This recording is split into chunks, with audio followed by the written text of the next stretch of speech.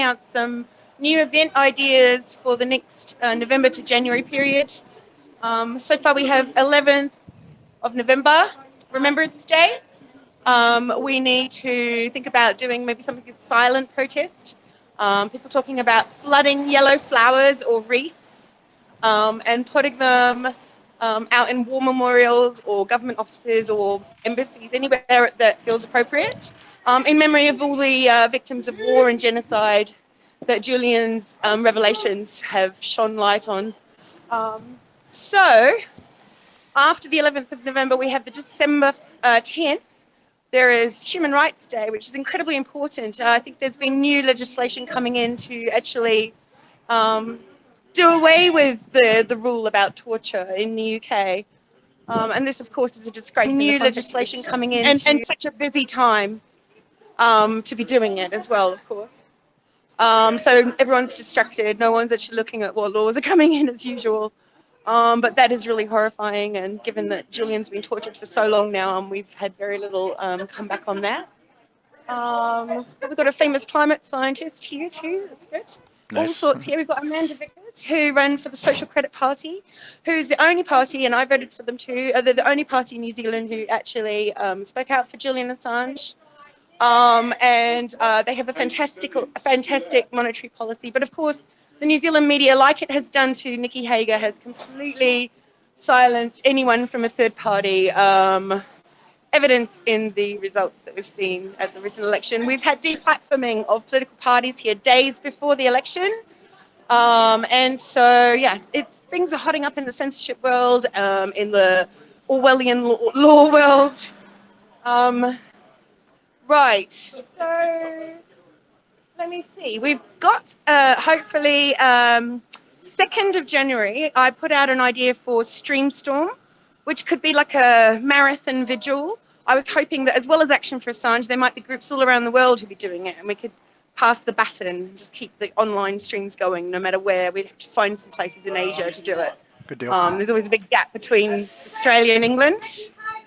So that was Saturday, 2nd of January, because that's 2 days before the trial starts, and I guess it's on the weekend.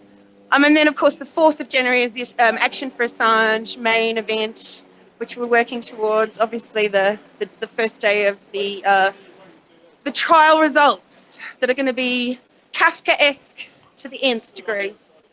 So, Josh, now that we know that we can connect up, can I see if I can find Nicky Hager? Yeah. And come back to you, or do you want me to just give you to someone else to talk to? No, that's fine. You can go find him. I can throw up the screen. I just want to introduce you to Greg, co-founder of Free Assange New Zealand. Hello. G'day, how are you? I'm holding the sign up, holding my end up.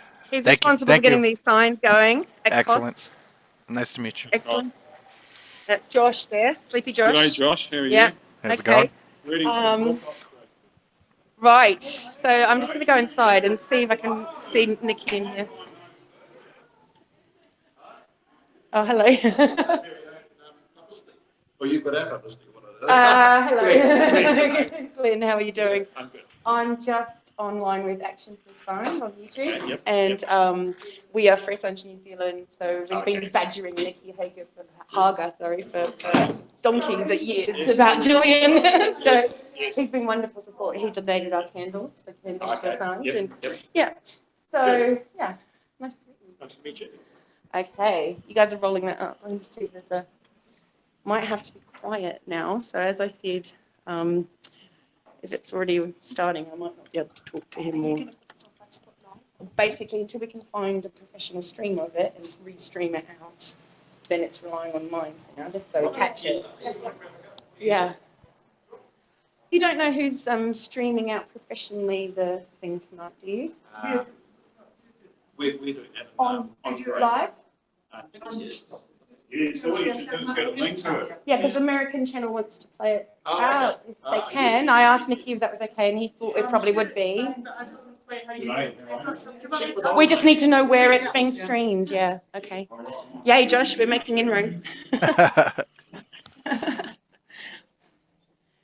There is a Fabian Society New Zealand YouTube account. I've got that one up, waiting for him to go live. Shh. Okay. You're gonna have to.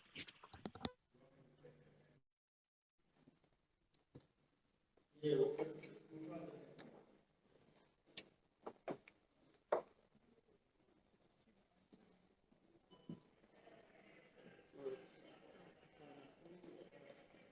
we just got the control desk here. I don't know if you can see it. The channel. YouTube channel. NZ Hagen Society on YouTube. Okay, did you hear that, Josh? Yeah, I got it. Okay, cool. So now it's silent. So if you can find that, that would be amazing. If I can get to talk to him at the end. There he is down there. I don't know where. There. Ta-da, backwards pointing. So if I can talk to him at the end, I'll try, but I know he's running off. So if you can find that live feed, try and stream it for me. Will do. If not, call me back. Okay. Okay.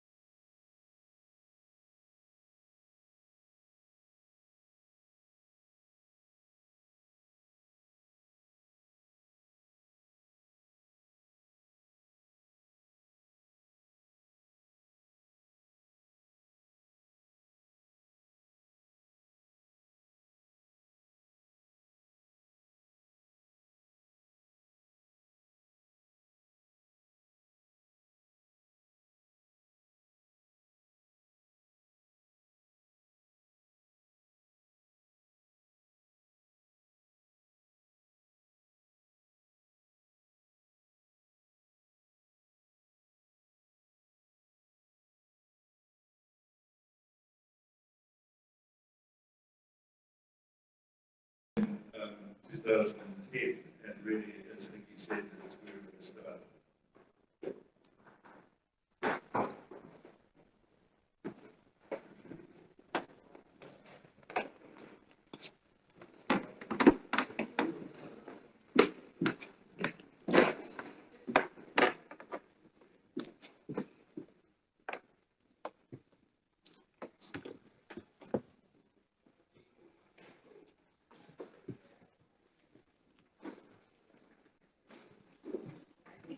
You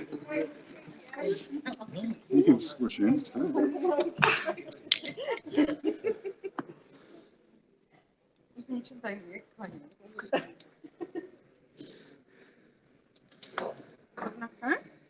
Yep. Just on your shoulder.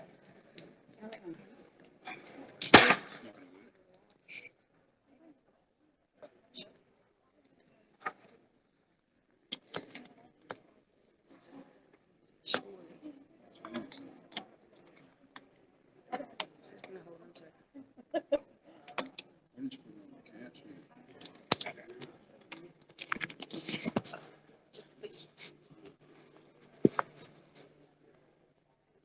You just got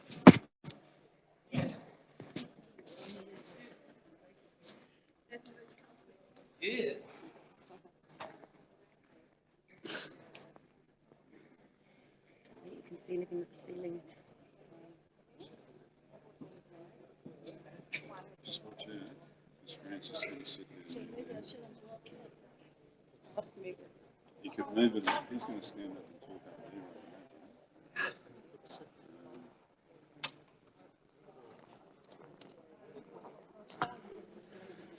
that little camera there, that little one there, sticking out. It's quite a vulnerable little tiny camera. Yeah, you might be better at reading. It's mainly how to get it to sound vertical.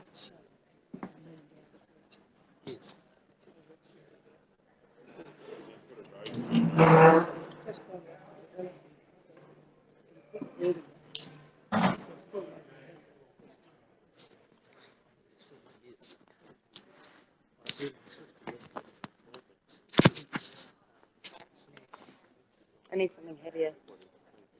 Something heavy.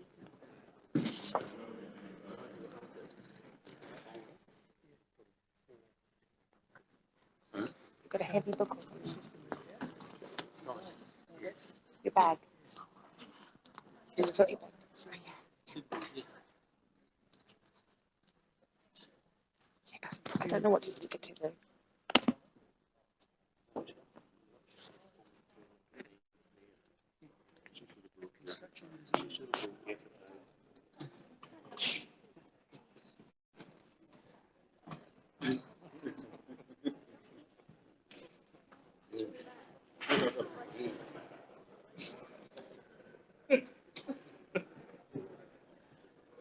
No, don't put it on there because that stops moving. Usually better on putting it on the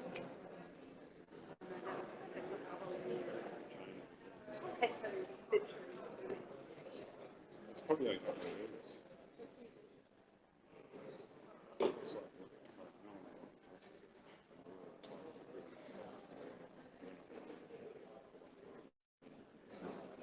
It's like, yeah.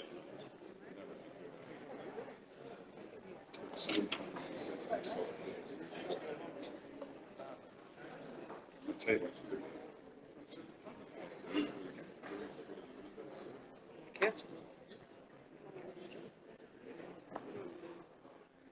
What happens when I get Really? It's like,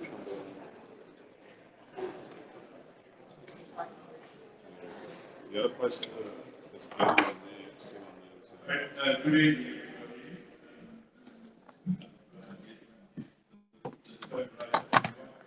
I should say, now that we moved to a new venue, from before,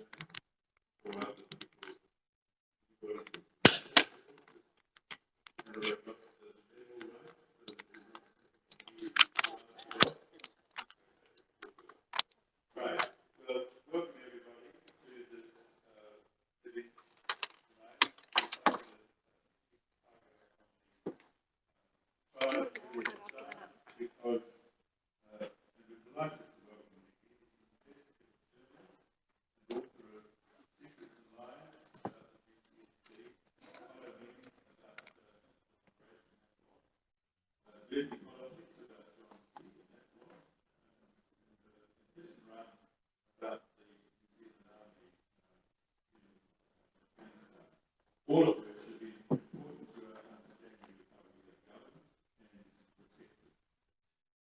Nicky was recently an expert witness in the trial of Julian Assange in London. Julian is a journalist and publisher devoted to open information based on the powers of the Executive State to promote secrecy. Julian's a journalist. Founder of WikiLeaks, an organisation dedicated to bringing important news and information to the public. YouTube should now be running by Hopefully you heard that, Josh. YouTube is running. Yeah, I got it. New Zealand Fabian Society.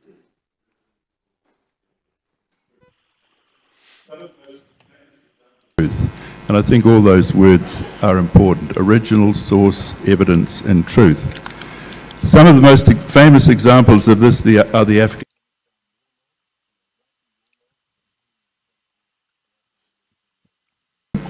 leaked by Chelsea Manning, the US diplomatic cables, and the Democratic Party emails in 2016.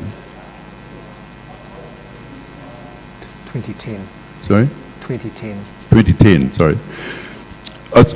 Assange is an Australian citizen, and the current trial being heard in London seeks his extradition to the United States to face charges of treason.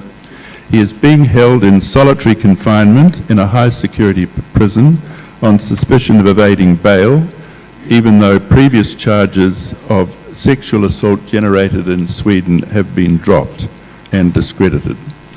The UN Special Rapporteur on Torture, Niels Meltzer, has given it as his opinion that his treatment amounts to torture, treatment in this security prison. His case raises extremely important questions about the place and role of investigative journalism in our society and of the public's right to know the unvarnished truth in the interests of the public good. It has been almost universally blanked out in the mainstream media. So, welcome, Nicky. Thank you for coming tonight. Perhaps if we could start with, I understand you met Julian Assange in London some years ago. Could you tell us a bit about that? What's he like? What was your impression of him? Kia tato. Can you hear me? Is the system working? Louder. Sorry. How's that? All right. If you can you hear me clearly now? All right. It's always nice to be in Wellington at the Fabians because it's more like neighbours and friends than an audience I don't know, of course. I know lots of you. Now, yes, I want to talk about Julian Assange tonight because he has been thoroughly smeared and denigrated. I think in this audience, not so strongly, but probably you know that if you were to raise his name with many people you know who are normally thoughtful on progressive causes, they would say something like, oh, I'm not so sure about him. Isn't he a bit dodgy? Isn't he kind of a megalomaniac? And so I'm glad to have the opportunity amongst my whānau here in Wellington to say, I've been in contact with him since he first set up WikiLeaks, originally just by email and long distance communications. I met him a few times when he was in Britain before he was locked up. And I see him as one of the genuinely great people of our era who will be remembered better and will outshine most of the politicians of Australia and other people who come and go flickering through the media. And the thing that he did, starting in 2006, when I first met him and talked to him a long distance, is he had a vision for what we're going to do in an era where freedom of information is getting harder and harder, where after September 11, military websites that used to give some information were shutting down, the freedom of information laws were shutting down, secrecy was increasing everywhere. What can we do about that in the middle of wars which were full of dirty and dishonourable things, and yet were more secret than in past years, past wars? What do you do about this? And his genius, I think genius, was that he looked at the potential of digital communications, in fact, specifically digital data storage, and thought that maybe here is a way, is something which is big enough and powerful enough to start to redress that imbalance, where publics can maybe know more about what's going on. And what I'm talking about is that the idea of WikiLeaks was that you could leak lots of stuff in the digital age. 50 years ago, you could leak what you could photocopy. Nowadays, you can transfer data at massive speeds around the world by the internet. And his idea was that this might give the capacity to redress the balance between ordinary citizens and their servants, like the militaries, who were doing things in secret. And he was incredibly successful in this. So I don't know if you remember, but for the first several years of WikiLeaks, starting in 2006, he really just pushed it by force of personality. No one took him very seriously. I remember during those years I'd go on there and he would have got the rules of engagement or a US military equipment list for Iraq or something like that. It was kind of useful, but no one was taking much notice of him. But he was gradually establishing the most important thing of all, which is where his power and his threat came from, which was that he was establishing the example of leaking, the potential of leaking. And that really came to a head with those starting with that helicopter video, and then the huge leaks of 2009 and 2010, Afghanistan, Iraq, and these are the intelligence reports that were released, and then the US Embassy cables. Now, we don't talk much more about those because they're what the court case is on, but just to explain why I think he was seen as such a threat and why I see him as such an important person, is that what we've seen since then is that idea that he personally did more than anyone to pursue has been rolling on through our history. I personally believe that Edward Snowden is much more likely to be known to us today because he watched what WikiLeaks had done.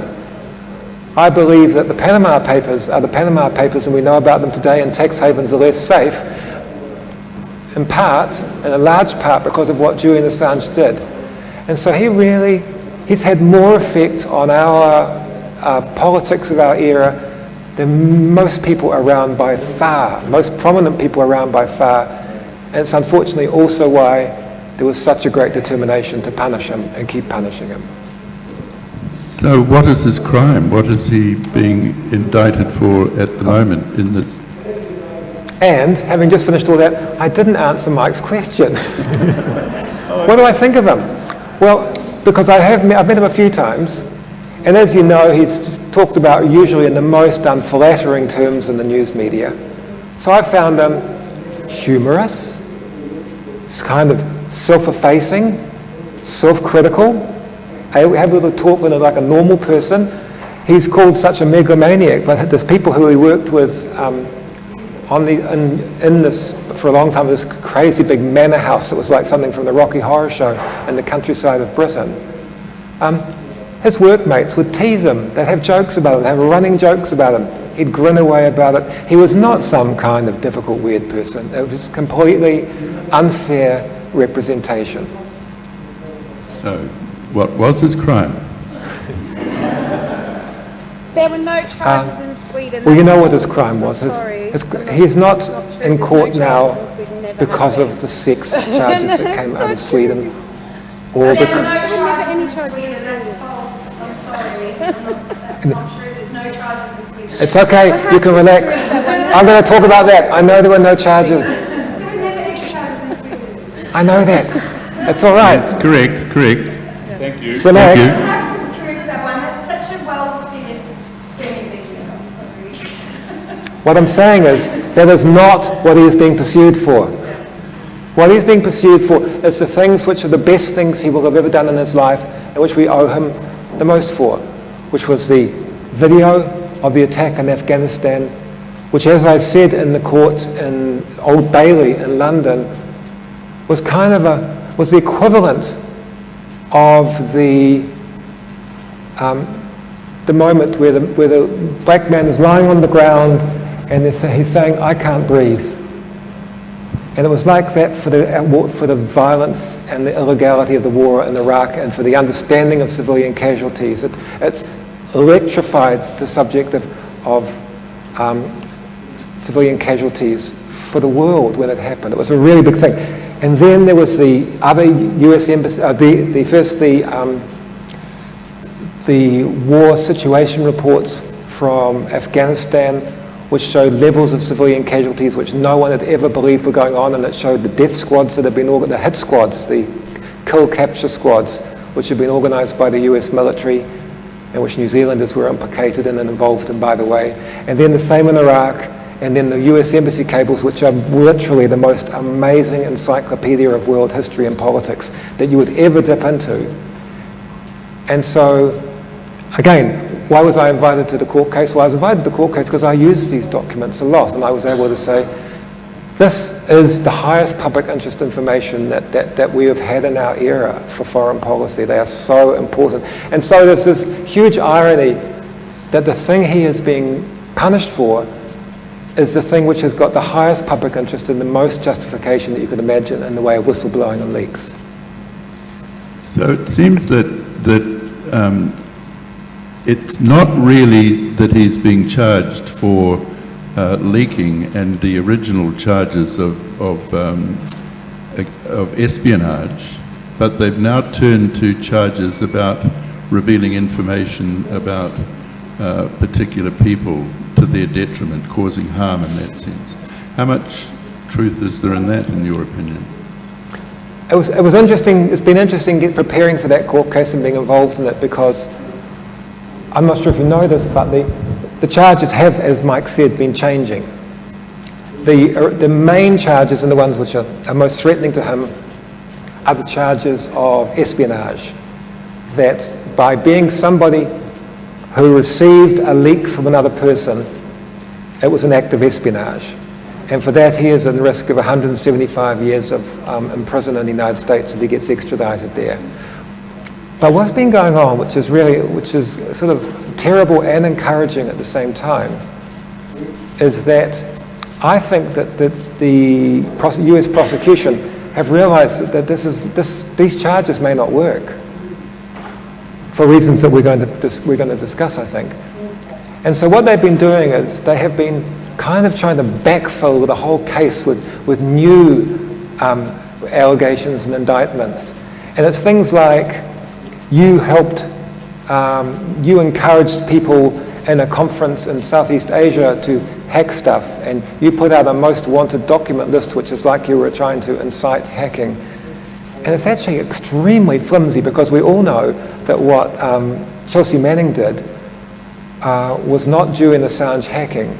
It was a good old-fashioned normal leak from a person who was authorized to get the information, giving it to someone who they weren't authorized to give it to, which is what every leak in history has been. But what they're trying to do at the moment is they're trying to build a case of sort of innuendo about how of hacking and hacker and links with hackers and encouragement of hackers, which is separate from those three big leaks, the Iraq ones, the Afghanistan ones, and the US Embassy cables. And so I say it's encouraging because there's a flimsiness to it. It felt like they weren't sure they were going to win on the whole point of the case, which was those leaks which they hate so much. And so they're trying to backfill it with innuendo. So what was your role, and what was the expertise that you were asked to offer in your witness statement? First, I'd say appearing in the Old Bailey by video into a court case like that would perhaps be the strangest thing I've ever done in my life. And then being cross-examined for an hour by the US prosecutor it was quite full on. But I felt really good to be able to do it, because what I was able to do is to say some. I felt good about it because I was able to say some things that I thought really needed saying.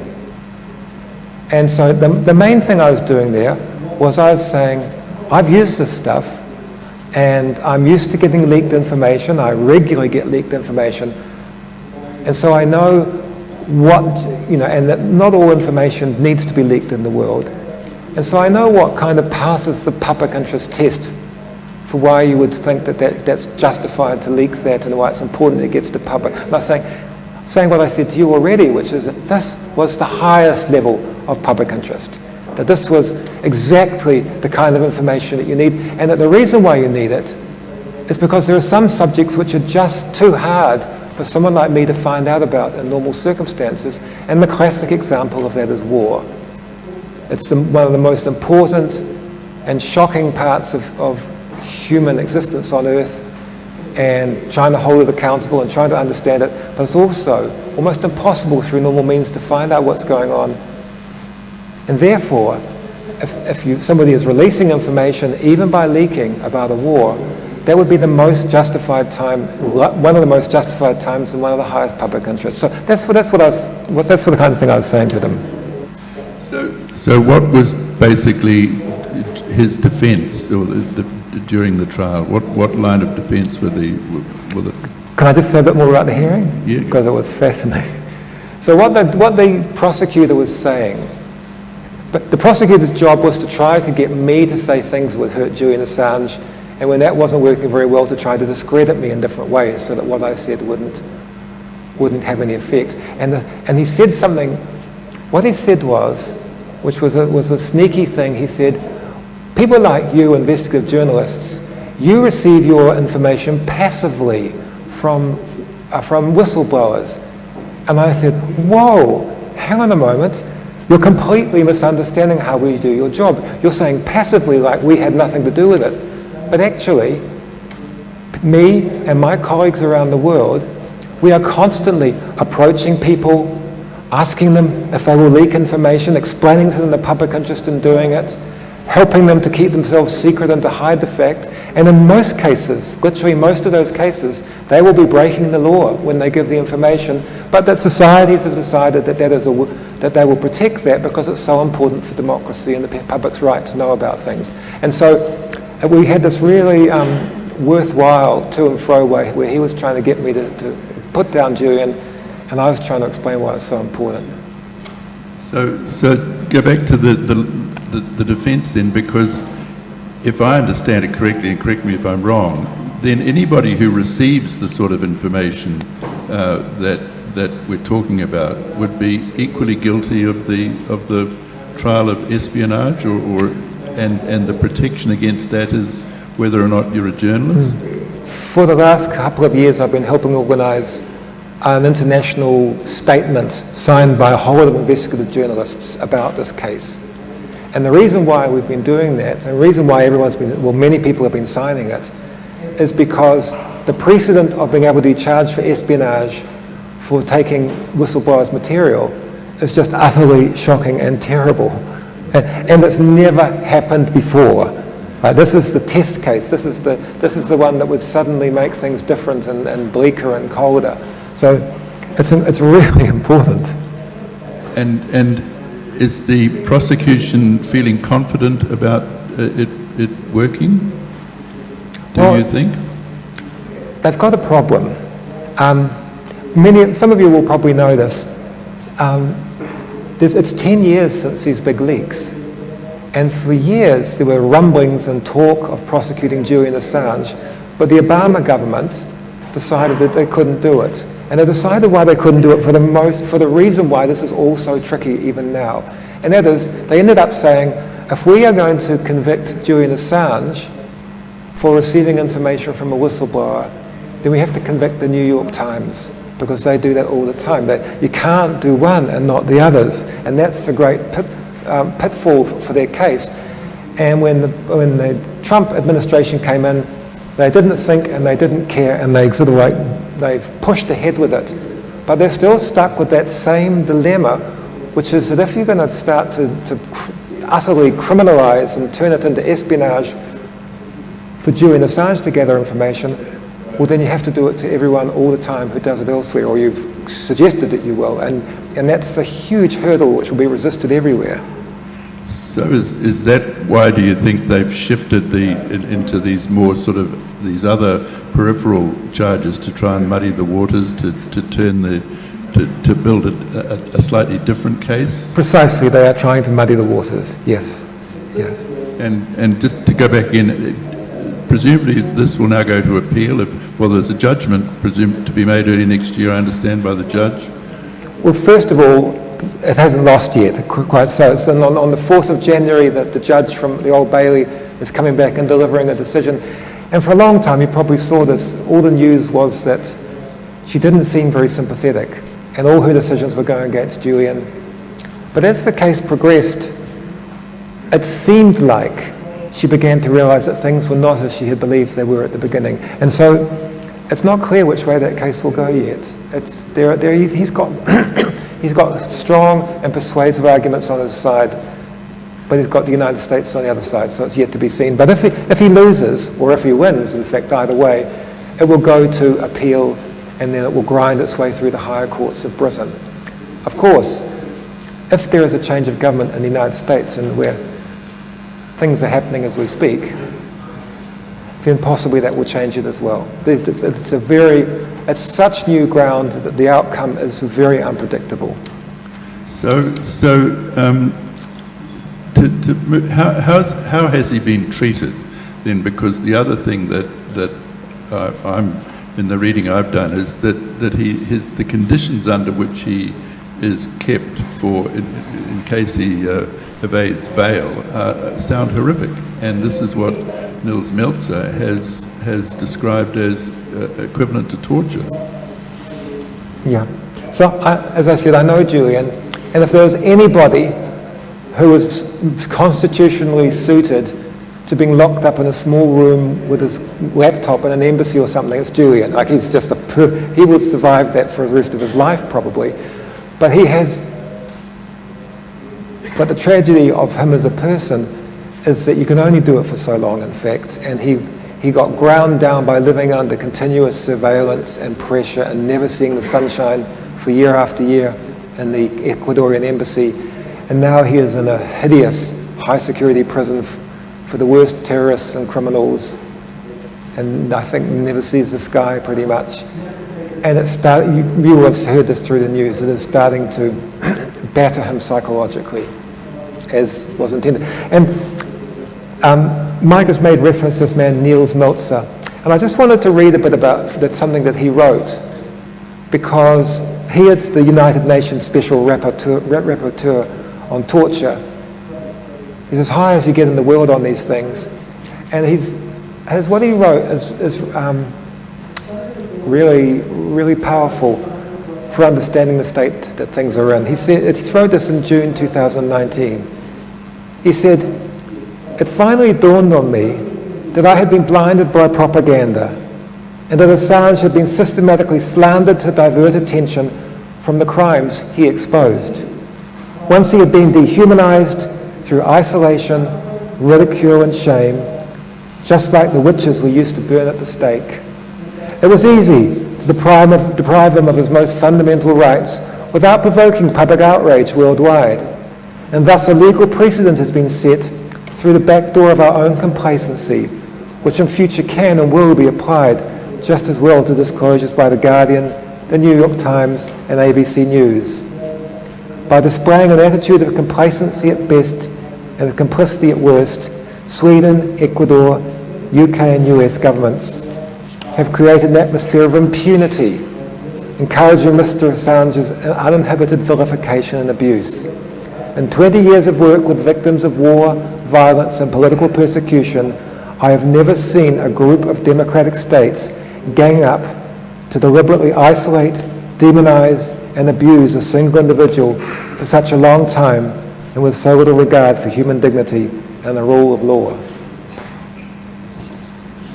Well, so given that, how has he been treated by the media as a journalist?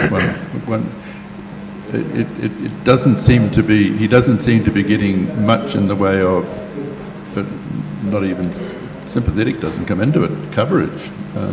Yeah, sometimes the news media doesn't realise how important something is. So I think that's part of it, and COVID and things.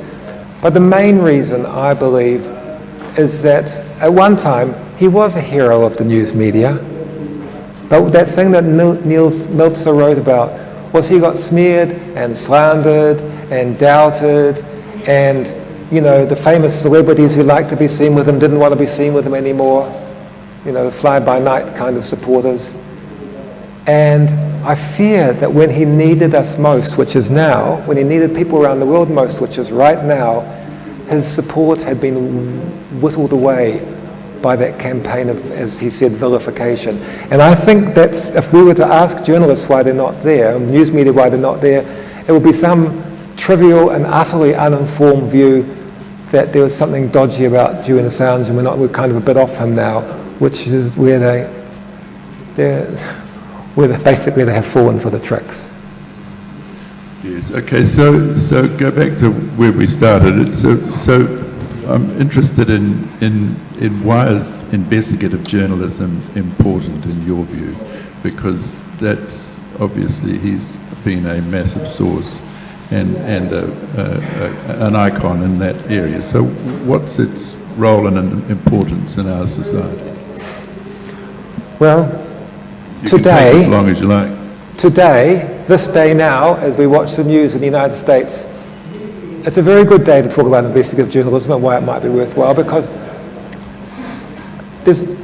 so why would if I was talking to journalism students, I would say the news media can handle certain subjects, the day-to-day things, and we're lucky to have them, and that's important for society. But there are some subjects which are too hidden or too secret or too complex, and they need people who are prepared to spend months and years on it. So that's the official answer that I give. But there's another side to it, which is that over the years, we've all seen this happening. Wellington used to have 1 or 2 or 3 public relations companies. You probably could have got all the PR people in Wellington into one corner of a restaurant together to talk about their work. There are thousands now. There are massive numbers of people who are dedicated to embellishing, bending and denying the truth. We live in a completely different era where truth is politely and conveniently bent or avoided by companies and governments and things. And then we're at the extreme, truth is being bashed to pieces and endangered, which is what we see in the United States. And so that means that the job of holding on to the truth and trying to actually sort of take a stand for fact becomes more and more endangered and more important. And this is not just investigative journalists. This has to do with whether you're a public servant, or whether you're a scientist, or whether you're an academic, or whether you're somebody who speaks out in an environment group. People are speaking up for truth. This is important for the issues that we're doing, but it's also important in a much bigger way about where our societies are going in terms of the battle between truth and non-truth and science and fact and the rest. So investigative journalists are needed more than ever to play our part in that, is what I would say. Well, and obviously, I mean, Julian's one example, but can it be dangerous? For example, in your case, the SIS investigated you in relation to hit and run, is that? SIS investigated me in relation to the earlier Afghanistan book called Other People's Wars, which is the one I recommend to you if you haven't read it. I strongly recommend it to you. You'll know everything about the war. They're all good. No, we live in New Zealand, and so I don't feel in peril in any way at all. But what I would say is this. So this is more to the point. When you're involved in anything in the public area, I kind of think that someone's going to cut my brake hoses or something like that. That's not the country that we live in. But what happens is, this is the living in the world of PR people and political manipulators and things. What happens is that when someone like me puts out information, we don't get a debate. We don't get people answering the question or saying, I agree with you on this, but I don't quite agree with you on that. What you get is people trying to basically discredit you and smear you and reduce your credibility, because if your credibility is reduced, then the information doesn't have as much power and they can go on the way they were. And so what I find is sticks and stones aren't my problem, but I will be called a lot of names, and the purpose of the names is to take away try to take away the influence of the work I'm doing. And that's bad. Yes. Well, and this is the last question then. So what can we do, to support Julian Assange, investigative journalism, you, and the sorts of things? Because, like I said at the start, I think these are, the facts and truth and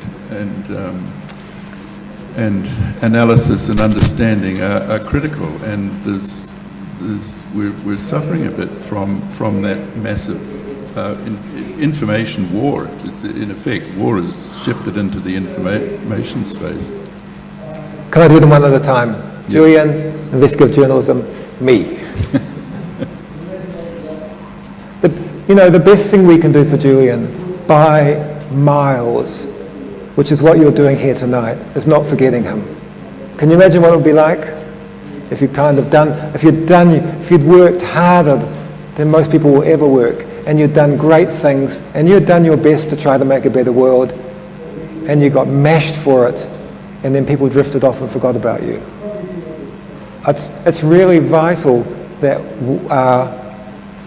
that we all keep watching and keep reading.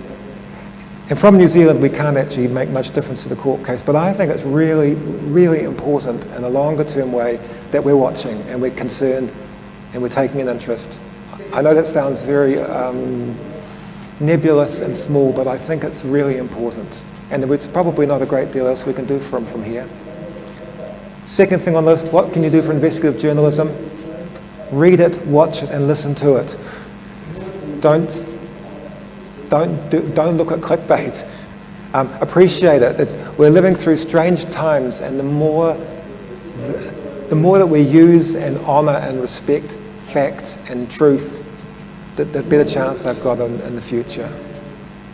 That sounds nebulous too. So I'll get to the one where I'm going to be really specific, which is myself. There's a lot of work to be done, and if you feel like being eyes and ears around the city for things that are going on, and you hear things that I need to know about, please get hold of me. Or if you realise that all your life you've been thinking that somebody should be writing about some important subject, and that maybe that person should be you, I will help you to do it. What I'm saying is, there's work to be done, and we've all got to do our best to do the work. So if you're sitting there and you're thinking, yes, I did always want to write something about the state of childcare in New Zealand, or my local river, or whatever it is.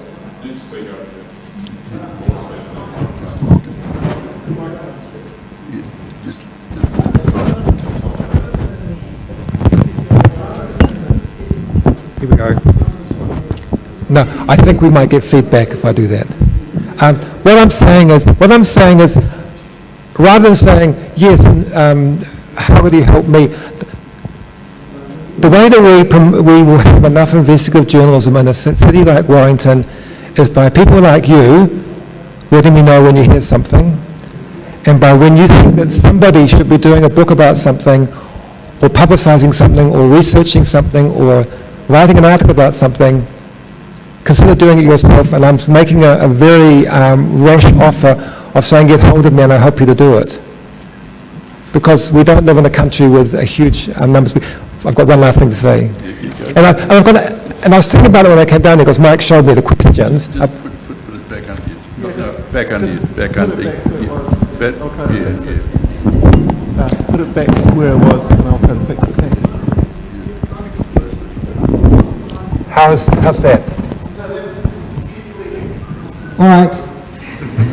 So I just want to first say, Mike had actually give Joe the question, so he said to me, what do I think that people could do for me? Well, I don't need anything done for me, thank you, apart from passing on things that you know to me. Buy the books. But one of the parts of my job which I find most sticky is that because I'm writing about war or writing about different subjects, I get approached by a large number of people, unless I can't write about them, or there's nothing I can write which is going to make a difference. And so you won't notice, but part of my life is kind of Citizens Advice Bureau, one person's Citizens Advice Bureau, of people who have been done over by the defence. I mean their employees, because they're the most hideous employers. Anyway, the thing I'm coming to is that for the last 3 years I've been helping 2 refugees who contacted me because they after being done over by the New Zealand Defence Force. And I've spent a great deal of money in the last 2 years on them, and they need even more than that. So if one of you has got some spare money that you would like to give to a refugee, that's a really useful way you could help me to help them with all the things that we need to do. Right, on that note, please a round of applause for Nicky, and then we'll take some questions.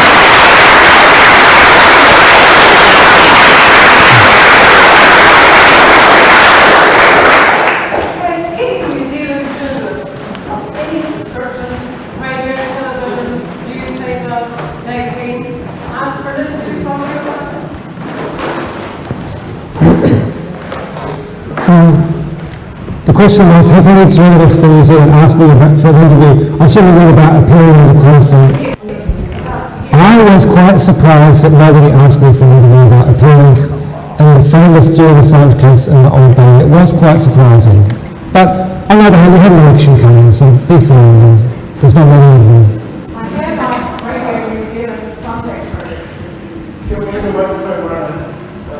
Okay. Thanks, Kay. Any other?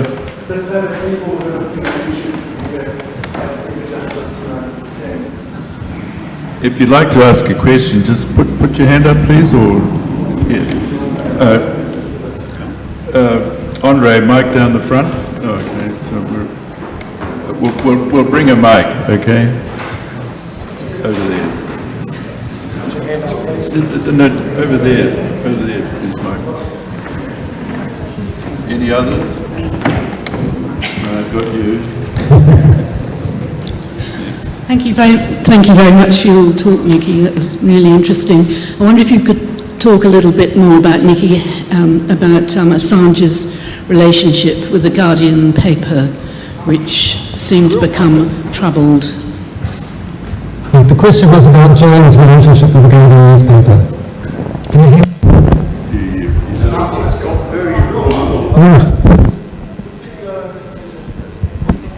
Soldier on. So this is asking me about the relationship between Julian Assange and the Guardian paper. And I don't want to talk about particular journalists there. So what this came out of was that for some of those big, very important leaks 10 years ago that WikiLeaks did, they partnered up with various newspapers around the world, including the New York Times, including the Guardian, and things went very sour with the Guardian. And the Guardian people have more or less campaigned against him since then. And what I wanted to say is that I've worked twice with the Guardian, and I love the Guardian. It's maybe the main newspaper I'll go to for overseas news. And both times I worked with the Guardian, they were shockingly poor in their processes and working with other people. What it made me, and I won't go into details because it would just seem sort of journalistic bitchiness, but if they treated Julian anything like I've been treated various times there, I'm not surprised they fell out, but I don't think that Julian will have been in the wrong. Well, yeah. That's not what you expected, was it? The only thing I read The Guardian for these days is the reports on Liverpool when they play football. For the rest of it, I wouldn't bother. I mean, that's my opinion. Yeah. Yes, you had a question. Biden called Julian a high-tech terrorist, and Trump said that he wanted to give WikiLeaks and anyone involved with the death penalty. What do you think is going to happen now that 2 days ago it's just been released that the Mueller report connection to WikiLeaks in Russia has been completely debunked when they declassified a document 2 days ago? What do you think is going to happen now that the whole Russia WikiLeaks thing has been debunked publicly? I personally, I've never believed the Russia WikiLeaks thing, but that's not what the charges are about. That was part of the demonization of Julian. And so I think that they will continue exactly the same in the court case. But I don't feel totally hopeless. I think there's a chance that a change of government there where there's more than just one man at the top, there's a whole lot of new people. Maybe it will change it, because it's not a small thing to criminalize whistleblowers in a supposedly democratic country and suggest that you're going to try and charge them for espionage. It's such an extreme thing that just like the Obama government decided not to go down that dangerous, hopeless road, there's a chance that the new administration will do it differently. Maybe.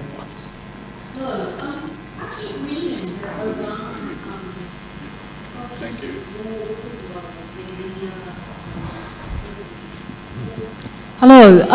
I keep reading that Obama prosecuted more whistleblowers than any other president before him, and I just wondered if you wanted to comment on that, because you seem to be presenting Obama somewhat more positively than that. And I also had a second question, which was, the rape accusations have been a major way in which Julian Assange has been, his reputation has been damaged in the eyes of people. There was a woman who said something earlier saying that those accusations in Sweden were withdrawn. I wonder if you could just say something to give us knowledge to take away with us to respond to that if it's said to us. So, first part of that is about the Obama regime, Obama administration. The thing I said was that they made a decision not to pursue WikiLeaks when they had a whistle, because they were scared that the New York Times, that had used exactly the information, same information as him, at exactly the same time, that they would have to convict them. So that's a positive thing. I am aware that the Obama presidency was a time of increasing attacks on whistleblowers, but it's never just one person. That this is a problem in the United States of their government, which means the wide sweep of government agencies and things have become much less tolerant of media and normal freedoms. So two things are happening at once, basically. You're right that things are getting worse for whistleblowers there, but they weren't prepared to go to the extent of doing WikiLeaks for doing something which the New York Times had done, because in the United States you don't take on the New York Times lightly. Now, the so-called rape charges, as we've heard, there actually haven't been any charges laid, and that eventually the investigation was stopped.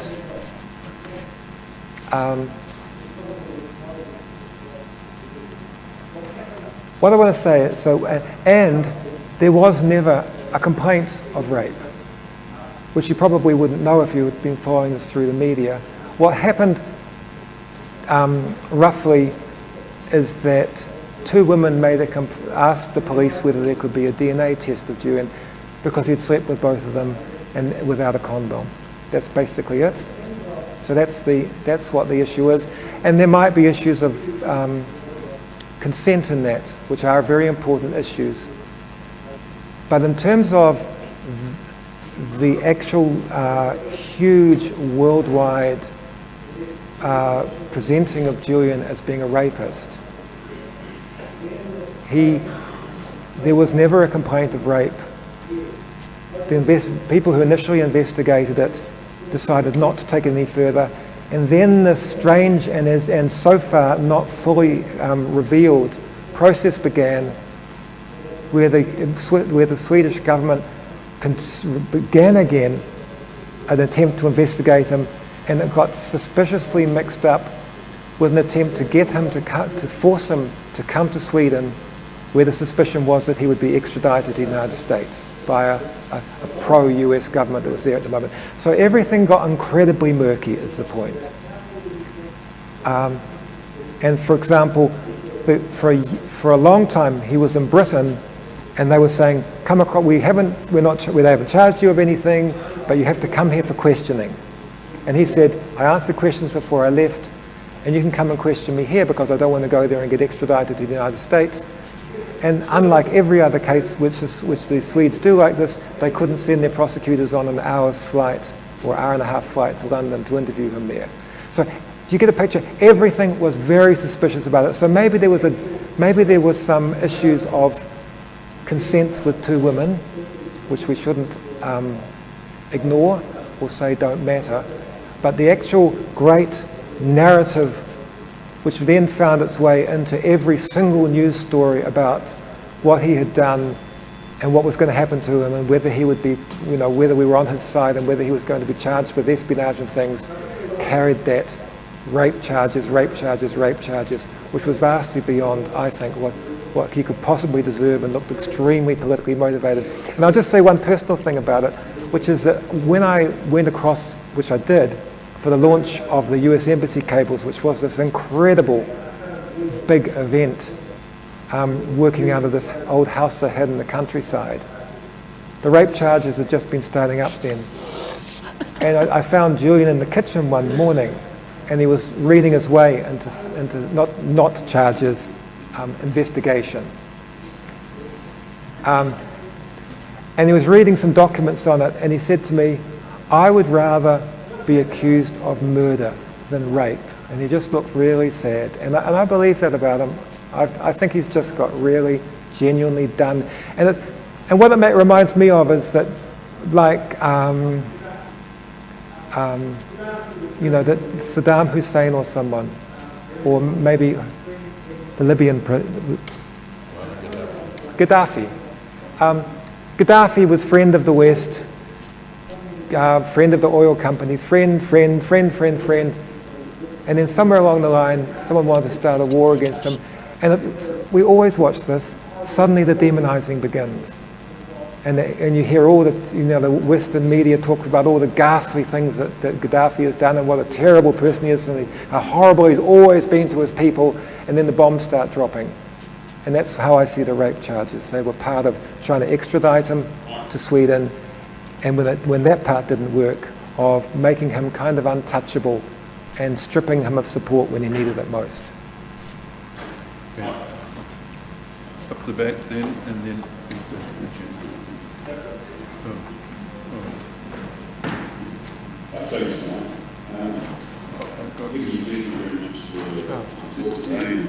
that one there is first, and then up the back. Thanks, Mike.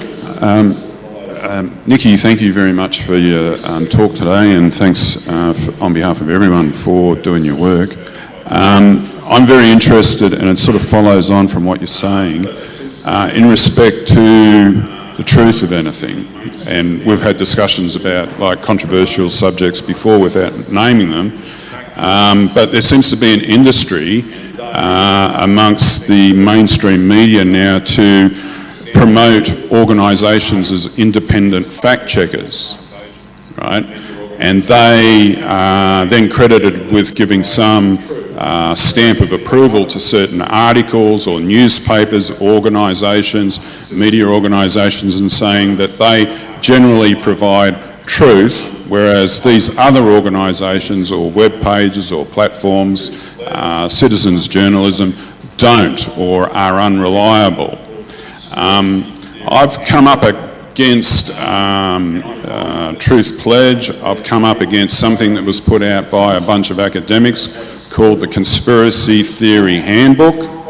And I find that some of their a priori assumptions about what is truth and what is not to be false. And then despite having a false statement to start with, then they proceed to tell people how to determine truth versus fiction or disinformation or misinformation using their processes.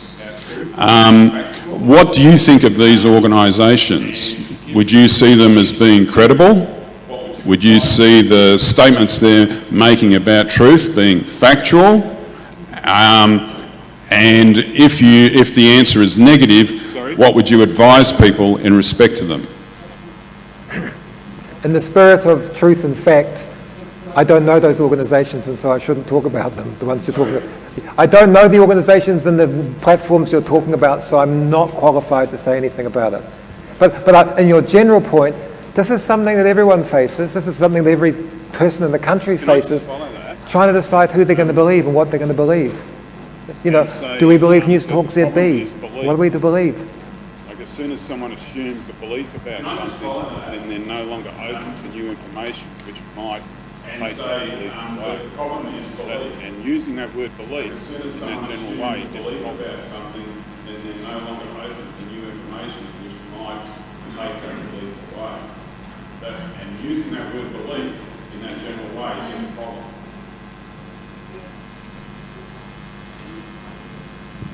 Yes. Hi, thank you. Nicky, in your mind, are there sort of clear rules or ethical principles that you think journalists must apply if they receive through a leak national security information in terms of deciding what they really can properly do with that?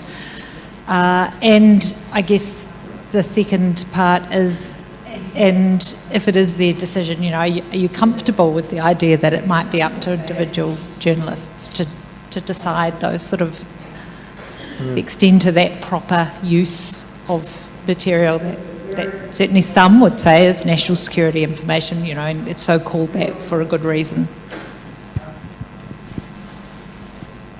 Yeah, this is a very interesting subject which I have thought about a great deal. Did everyone hear what she said? And let me start by saying that sometimes I'm in the position where I am making major judgments about whether something gets released or not, which has got top secret written on it or something, and I'm making that decision, and I actually think to myself, is it right that I'm making this decision? All right, so, and obviously I've reached the conclusion that it is, but let me answer your question, Prop. Well, and the reason that I reached that conclusion is that if you were to ask the military that the information came from or something, they would always say no. And so who does make the decisions on these things if a whistleblower gives you the information, or you've sought the information and they give it to you? So I've had to figure out an ethical code for myself. And I talk about this with my colleagues, and we chew it over. And the first starting point for this is, which I'm happy to say, is that a leak, inherently, a leak is not always a good thing. You don't just say, ha ha, got a leak, that means it's valid. And the classic case of that would be, for example, someone's personal information. But that's an easy example of something that's wrong. And although there might be a public interest, i.e. a prurient public curiosity, that doesn't mean there's a public interest in releasing the information. And so what it means is that when I get a leak, I go through a process of deciding whether I think there is a high enough public interest to release it. And basically whether I think there's a high enough public interest to do the harm that it causes to have a leak, because a leak does cause harm inside an organization and distrust. It causes great anger and things, and it reveals things that people thought were needed to be kept secret. And so I've got to think through whether I think that's justified or not. And sometimes I check it with other people because I'm not sure enough about my own judgment. But if we didn't make those judgments, then the judgments would only be made by the often not very sophisticated people who are in charge of that information, and we'd never hear anything. And so the weird is kind of like, am I really the grown up and I have to do this? But in fact, unless we're going to say that you never have information come out which is unauthorized, then somebody has to make the judgments. And all you can do in that position is to do it as seriously as you possibly can. And you said that particularly about national security information, I find that easier actually. I actually do. I've had my mitts on more classified information probably than anyone in this room, apart from the people who are doing it in the course of their jobs, which is different. And there are certain categories of it, like, do you reveal the stuff which shows people's names and their jobs? Usually not. Would you reveal the information which is about our, terrorism response forces capabilities and locations, which I've actually got? No, I wouldn't do that. But actually, in a country like New Zealand, the vast majority of information which has got secret, top secret, confidential, above top secret, is not secret. I'm comfortable and when I published that material, apart from the rhetorical sky not falling down, nothing happens. Nothing happens at all. No one dies. We don't get overrun. Everyone just goes on as if nothing happened. It's not true. And so the point of this is that my experience has shown me that the thing which seems like a huge and momentous thing to do, which is to make a decision to breach the secrecy stamps on things, is actually not huge or momentous, because most of them are silly. And even if they were relevant for a week, they weren't relevant after a week, or they're just some kind of knee-jerk standard stamp it on everything kind of approach to certain sorts of documents. So I've reached a stage where I still feel a sense of responsibility, but I don't think it's a very onerous responsibility in a country like New Zealand, because fortunately there aren't many genuinely national security things to worry about. And wasn't that those ethical issues about strictly protecting information part of what you were asked about in the trial, and part of your experience, and part of how you explained that Julian Assange and WikiLeaks addressed the same question? Yes, I was. That's a yes.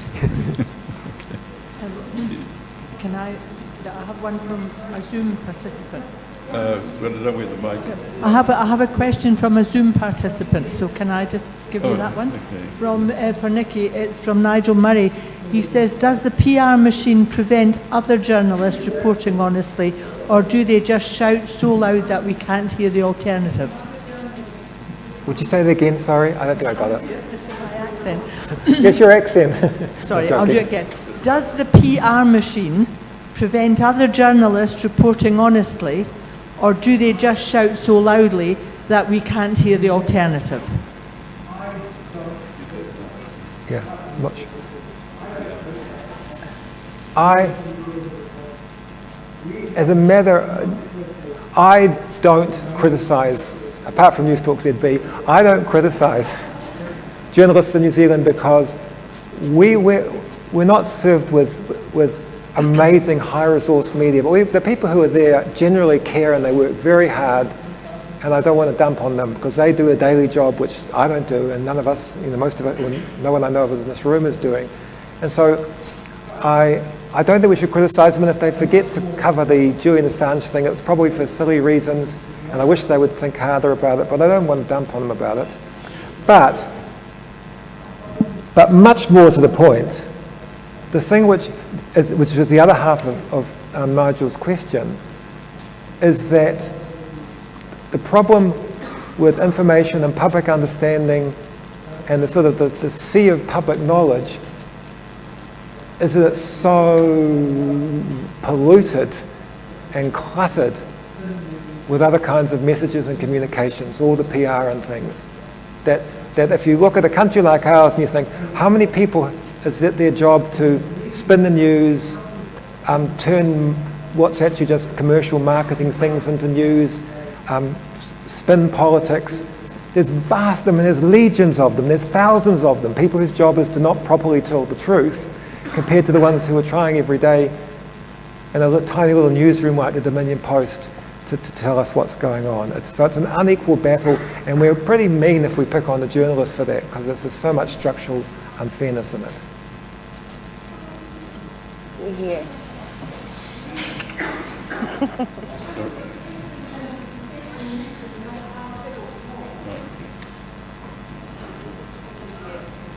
Did you not hear? Oh, no. What? I said this is a matter of press freedom, and it should affect every journalist, no matter how small or large the room. Yeah, I thought the question, as I heard it, was about the general principle of whether, how much we criticise journalists and how much of it's just the matter of how much PR there is in the world. And that's what I was answering. Do I think that there should be more attention in New Zealand and every country on what's happening in this fantastically important trial and punishment of Julian Assange? Yes, of course I do. That is why I'm sitting here talking today. Yes. Hi, thank you, Nicky, for the talk. And I know from last year, Free Assange New Zealand has made an effort trying to go through the parliament to apply for some kind of status for Assange and failed. I mean, not their fault. And then later on, not long after, when I was in some public occasions meeting, and I saw the foreign affairs people, and when I approached them, want to ask them about it, they all see me like they don't want to talk to me, they're avoiding me, even just like run away from me. And especially one high-ranking official, I know he's a boss type person. I went to talk to him, and then he didn't want to talk to me, and I said, "What's your name?" Because I want to have formal communication, and he dare not even tell me his name. But later I checked the website, I found him anyway. I know he's a really high ranking in that place. But anyway, what I'm saying is, do you think, because within New Zealand, I mean, do we have this avenue completely closed up because our government in those days just wasn't brave enough to defy US government to do something independently or differently? Do you think if the government change in US, our government, should we still push for the possibility, even we can't really take much real action, can we at least, the government may issue some kind of moral statement to say, hey, we support the journalism, the freedom of the journalist and things like this, democracy, etc. Or we should just all give up, because I spent one day petitioning on the street the year before last or last year, and most people, either from overseas or New Zealand, they all, just about great majority, they all support Assange, what he's doing. But then they're all very pessimistic. They say you can't fight the American government. If they want to, put him in jail, that will eventually happen no matter what. So can we still do something? Do you think we should still push the government to do something a bit moral?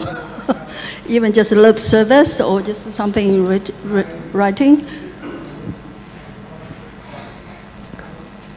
Sometimes a government like ours is brave and speaks up on an issue which their foreign affairs advisors are saying to them, don't touch it, don't touch it. The Americans and Australians won't like this, don't touch it. But in this case, because Julian has been so smeared and so marginalised, what I wrote, reading out what Niels Meltzer was saying about it, the UN man, I think the chances of the government having the courage to stick their necks out on that issue are pretty much zero. And so what does that mean? Well, that actually means the thing it always means, which is that when we want governments to be prepared to stick their necks out on things, in fact, when we want governments to be prepared to do anything which is difficult and isn't welcomed by powerful sectors of society, we've got to do a whole lot of work ourselves first. We've got to organise, we've got to speak up about a whole lot ourselves first, because otherwise we won't have the courage to do it. That would be my answer there. I wish that they would speak up on Julian Assange, but I know they're not going to. And the reason that would change would be because other people had made it safe and important, and they felt safe doing it, but they're not going to at the moment. Kia ora, Nicky. In the interests of looking at you with Fabian Society inciting debate, would you consider not accepting an invitation to speak on an international issue when it's Parihaka Day here? Sorry, I think I missed the key words. Could you just... Parihaka. This is a vital, invisible issue in Aotearoa of again, citizens needing to perhaps incite the government to recognise this day, today being a day of... I would like to challenge this organisation to give a bit of thought to the 5th of November and having talks to incite debate. Process that wasn't proper and just. Any thoughts you have on that? Yes, thank you for expressing it so well, and I completely agree with you. And it's like everything about the punishment of Julian Assange doesn't add up and doesn't make sense. I mean, because Britain is not known for its deeply unsound legal system. It's known for a relatively independent legal system, but everything seems so wrong with this. I know. All I can do is agree with you. Yeah. Okay, mate. Yep, another go.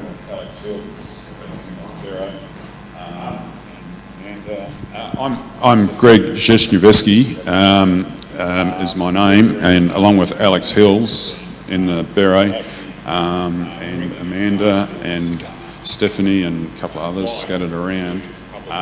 We're Free Assange New Zealand, and we've been active bringing Assange's plight to public awareness and attempting some demonstrations in his support. And as Francis pointed out, we initiated a petition to the Parliament seeking that they give him asylum back, and we thought of that as a birthday present to him, 3rd of July back in 2018. We're thinking that given Assange's stuff, the most key stuff is about like when powers go to war, as you pointed out. We can't find out what's going on. We don't find out, the lies that are being told, right, until after all the damage is done. And so it happens that the next occasion where we go along and go through the process of Lest We Forget is the 11th of November. And we've determined that we're going to have a wee rally, but you could make it bigger, in Parliament at midday, 12 o'clock. Everyone knows the address, so I don't have to spell it out.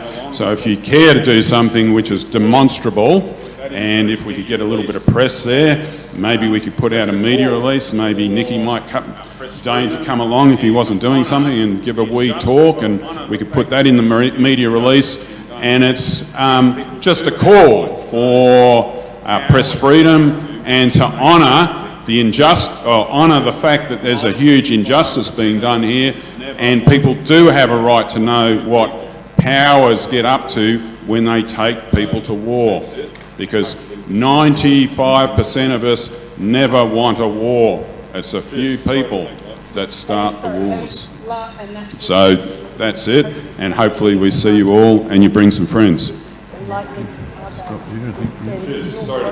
Yeah, and that year we actually organised a protest on Julian Assange's birthday in 62 cities, and like Nicky Hager, who's spent an awful lot of time promoting and getting this amazing petition of about 1,400, is it now, journalists, including Chris Hedges, John Pilger, Chomsky, Daniel Ellsberg, Pentagon Papers.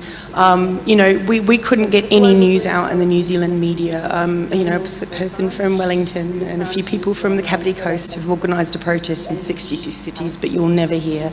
So there's a global group as well as the New Zealand group, Candles for Assange and Free Assange New Zealand. We're on Twitter, Facebook, thank you, and YouTube. Alex Hills, thank you. Okay. So there's one other question from Zoom. It's from the same person again, Nigel Murray.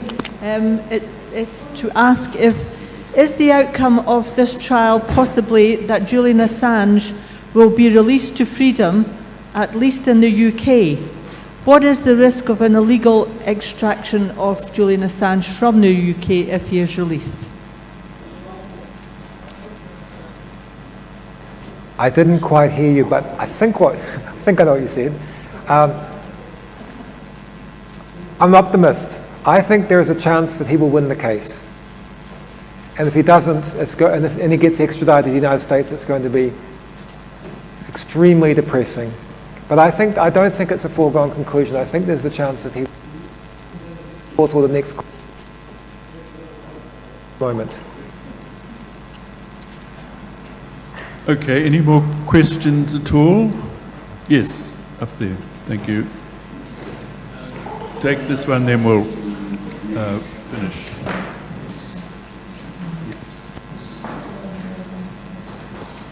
Thank you. When I wanted to read coverage of the Assange extradition hearings, the site that I relied on the most was the reporting done by a former British ambassador to Uzbekistan, a man called Craig Murray. and his website is at craigmurray.org.uk. Nicky, have you come across any other news reporting of Julian's extradition hearings that you'd recommend people here to read? I can't remember the URLs to tell you right here, but yes, the mainstream reporting was very patchy and mainly at the beginning and then died off. But there were alternative news that did a really but that anyone who wants to look for it will find websites where they have collected up the witness statements and done each day. In other words, this is the, we shouldn't despair of our news. There are specialist news like these alternative news sources. News for doing live tweeting and reports. Yep. What's it called? I can't remember the name.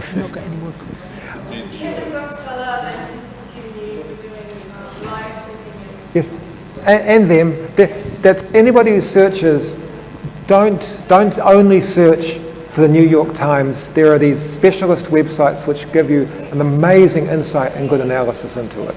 Luckily.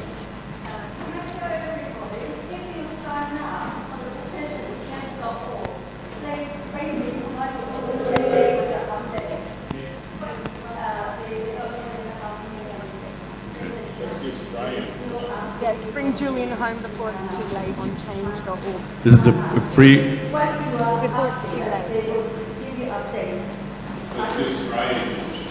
Bring Julian home before it's too late on change.org. Okay, bring Julian home before it's too late on change.org. Okay, all right, well, thanks very much indeed, Nicky. This has been a very, very interesting session. So just to remind people, there's a demonstration outside Parliament noon on the 11th, is that right? Parliament, yeah, okay. Or by all means do. And I absolutely agree about Craig Murray's site. It's not just on Julian Assange, but on a whole lot of other things. Very, very well written, and he's another bloke who's under extreme pressure, but does an amazing job. So I think we have got a bit of the question answered about what we might be able to do, which is great. So once again, round of applause for Nicky.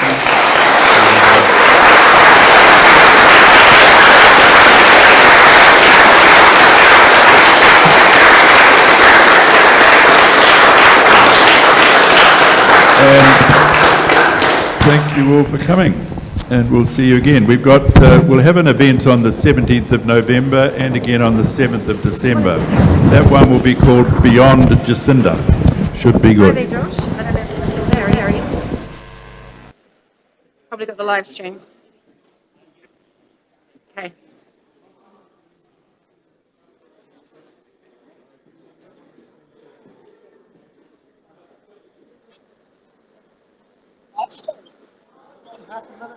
Really? Just a minute behind or so? Yeah? Cool. Okay, because I'm wondering if Josh is going to come back on live again. Thank you.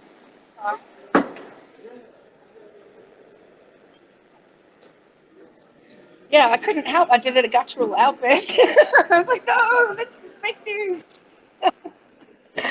I can't help myself. So, try and shut up next time. I think there might have been a buzzing noise for the YouTube. I'm not really sure why. Oh, okay. Well, hopefully he's been recording the Jitsi call that I've been doing the whole way through, so I'll have another audio if you want. I've got, it was fine. You're going to re-upload it with edit?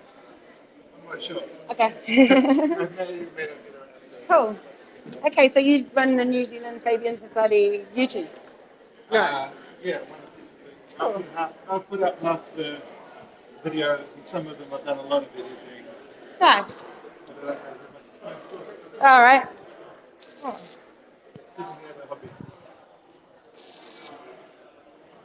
Hi, Josh, are you still there?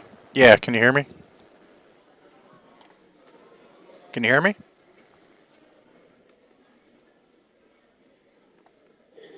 I think you're muted. I think you have your sound muted.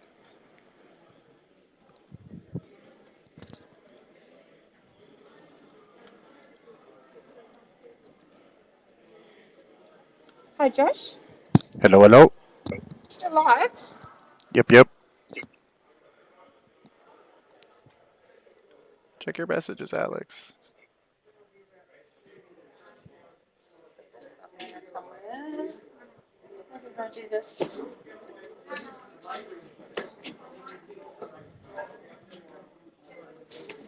Can I just run that behind your...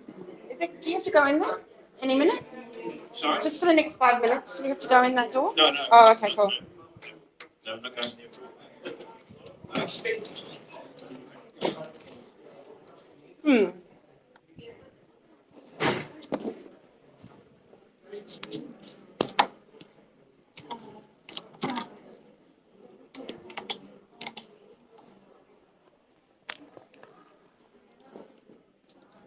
Just hopefully I don't kill a load of people with a fire. That would be the... Oh, those Assange activists. Yeah. Be a great way for the establishment to get those, isn't it? Oh well.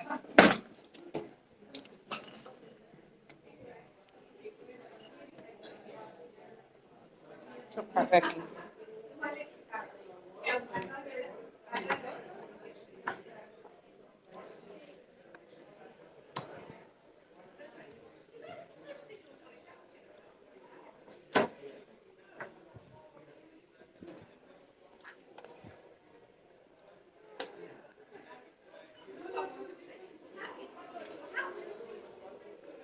Sort of okay.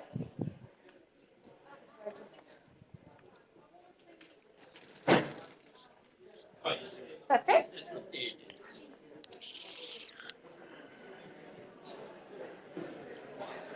I think I'm still joking.